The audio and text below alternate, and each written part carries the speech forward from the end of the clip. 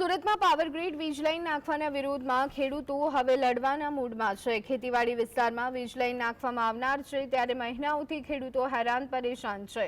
ગામે ગામ power grid દ્વારા સર્વે ચાલુ કરતા ખેડૂતો કામગીરી અટકાવી અને વિરોધ કર્યો હતો। વીજ લાઇન ખેડૂતોના ખેતરમાંથી પસાર કરવાની હોવા છતાં ખેડૂતોને વળતર અંગે કોઈ સ્પષ્ટતા આપવામાં આવી નથી।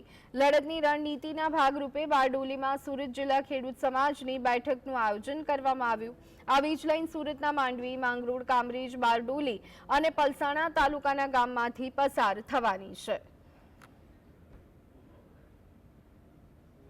ચર્ચાના અંતે નિષ્કર્ષ એવો આવ્યો કે જે એસઓપી છે, સ્ટાન્ડર્ડ ઓપરેટિંગ પ્રોસિજર, કે જેમાં ખેડૂતોને પોતાને શું વળતર મળવાનું છે એની માહિતી જ્યાં સુધી નહીં મળે અને અત્યારે 14/6/24નું જે સેન્ટ્રલ ગવર્મેન્ટનું ગેઝેટ બહાર પડ્યું એમાંથી એવું છે કે compensation should be one time and upfront, એટલે કે એક સાથે અને કામ કરવા પહેલાં વળતર આપવાની જોગવાઈ છે।